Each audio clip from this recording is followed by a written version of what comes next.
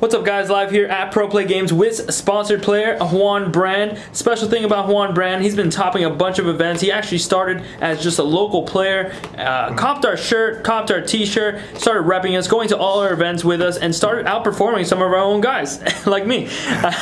So fantastic job by Brand. He's been proving that he is one of the most talented players in this game, already moving his way into the top 18 or 10, I believe. So fantastic job by him, and he's going to be doing giving us a deck profile from one of the events that he topped. What was the event and how was it? It was ARG Charlotte. For the most part, it was a pretty weird event because I knew that this event was going to be much more difficult than the other ones. I knew that with with the release of the villains and heroes, the first ARG, like after it got released, people didn't get to test as much, so now that they have more time to adapt and run certain black cards, and they get to really just make their decks better. They get to grind harder. They get to just play test anymore. So I knew coming into this event was going to be difficult, and I was really indecisive on like what to play for like a while. And then throughout the middle of the week, I spoke to Alejandro and I told him that let's make this deck. I think it's good.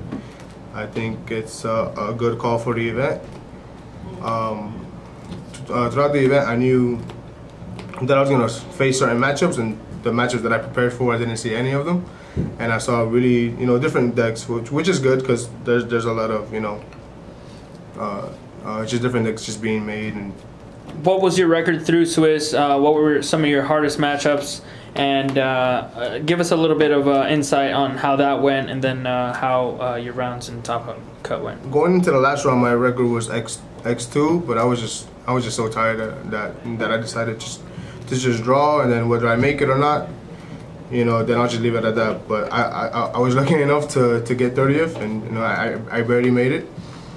But I was pretty much like the matchups.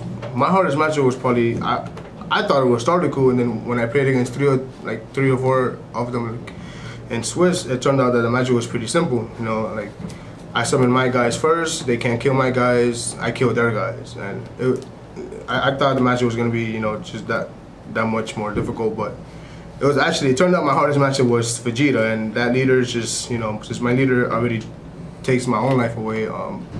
Vegeta is just that much harder to kill because their hand advantage is a lot larger than most other decks, and I didn't really prepare for that much for that deck. Mostly I was preparing for Sardico and mostly for the Cell Chain and Androids and Cell Leader and just those type of decks, and I didn't get to prepare enough for Vegeta.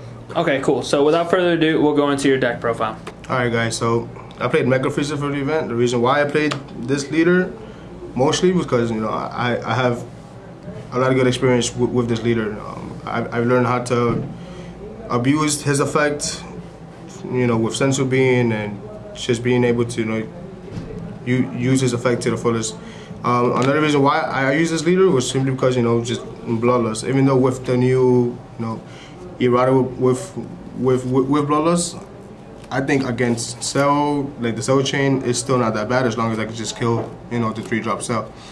So that's pretty much one of the reasons why I just played this leader, because of how good I know that I can play with him, and because of just Cold Bloodless is strong. It's a strong card. So all the blue cards in the deck, they're just staple: 4 Majin Buu, 4 Monakas, 4 Objections, 4 Sensu Beans, and 4 Whis Corrosions. A lot of people I saw there were some lists that they were just playing 3 negates. I think 4 was fine. I think that I probably would cut it down to 3 maybe, but I think 4 was fine for the event. It was a good call, but I'm not sure how I feel about it just going into the future events. Next up, I'm gonna go into the green cards, because before I was playing mono blue mecha, but now I switched it up for green just so I can. Pretty much the whole point of the green was to kill the baby Cell. So 4 bundles, just green energy, draw your card. Kill, probably the best card in the deck. I can kill, the androids. I can kill just just little 1-drops that are just on the board. Take away combo power is critical. That's always good. And I can find myself sometimes keeping my hand low on purpose just so I can just draw more cards into my deck, so I can just see more cards. This card was pretty much outstanding. It's a 5K boost. I have no problems with this card. If I can play more, I would. Just pretty great card overall. And I can just kill the 3-drop cell. So I can just cold bloodless and just kill it right away. I also played 3 Super Saiyan Gotenks. Once I get to 5 energy, this card is insane because I can just choose which energies I want to stay open. I can keep a yellow and a blue open, so I can just play my cold bloodless for free. Or I can just play my negation for free. And there's a 25k double strike, and it draws me a card. And 25k is just an insane number right now, so this card was perfect for the event. I played 3 promo Gohans.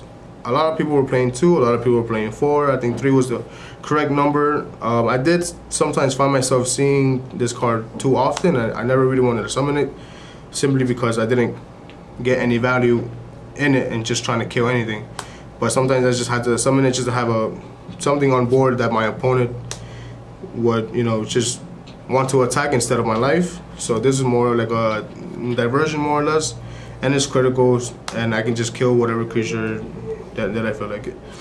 If I don't have kill, and if I somehow did get, cell chain, then I can just deal with the cell right away. Now I'm going into the black cards. I played 3 Time Patrol Trunks. A lot of people were also playing 2. I think 3 was fine. In Swiss, when I was playing against the hand destruction Mecha Frieza deck, they'll keep, just discarding my hand, and I'll keep discarding my hand while discarding other cards. And this card allowed me to stay in the game. And there was one game where I felt like I didn't deserve to win, but because I just saw multiples of these guys, and because they kept, just discarding cards out of my hand, I was able to come back and actually win that game. I played 1 Mass Saiyan.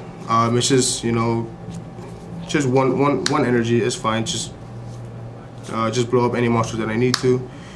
And it's double strike. So when people feel like, that you can't summon more creatures, then I can just summon this.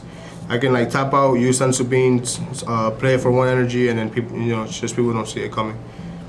It was a great card overall. And then just the standard yellow, 4 cold bloodless. To me, the best card in the deck, the combo Dorias, and I played these over the 3-drop Gotenks. A lot of people are playing them because it's just a green energy, and it's kind of like a really annoying card. Like if you can kill it, then it just took away 2 cards out of your hand, 2 cards you might want to keep, 2 cards that you might have to discard or might need to discard because obviously because of the effect, but you might not want to discard it because you might feel like you need the card later. But this card was just better, in my opinion, overall, because I didn't want to take a life every time that I played Cold Bloodlust, and I didn't want to, obviously I don't want to mana these, and if I mana Cold Bloodlust, then that's 1 less I can use on their creature. So this card was fine. It was actually pretty good. It was better than I thought it would be, and I did everything that I wanted to in the tournament. I paid it for yellow all the time, and that was just the biggest thing, that I didn't want to take a life from my life using Cold Bloodlust, so I can just tap this and just play a Cold Bloodlust for free. Now moving on to the side, most of it's just standard, three Crusher Balls for red.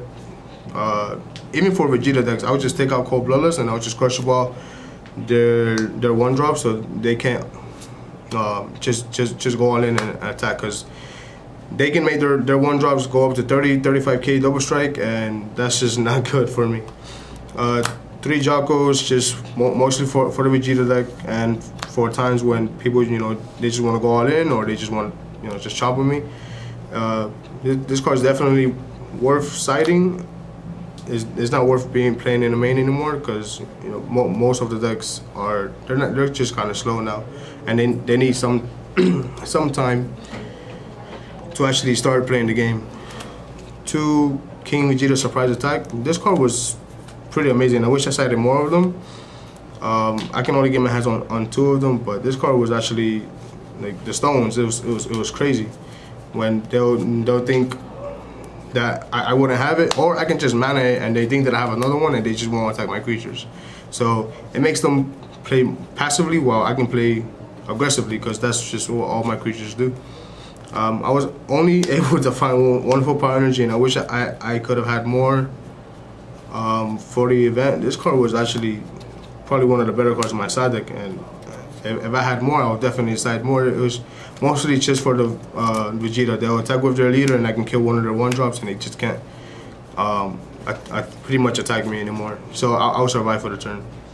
3 Goten. I was contemplating on actually maining this card because it's a green energy, and it was another way to deal with the 3-drop cell, because that was just the biggest issue. If I can't deal with if I Cold Bloodless a cell and I can't deal with it, and they still drop my hand anyways, then Cold Bloodless pretty much didn't do anything. Also 2 Double Strike Champa. I've always loved this card. If I can main this card, I would, but there's just no room. But this card always steals me a few games in Swiss. They even if they see it coming, they can't really stop me from actually going all in, because someone can only just draw so many negates. And then the last one, which is the second Mass Saiyan for the side, and I usually sided it in against Vegeta, just to be more aggro and just have them have less life to click me with.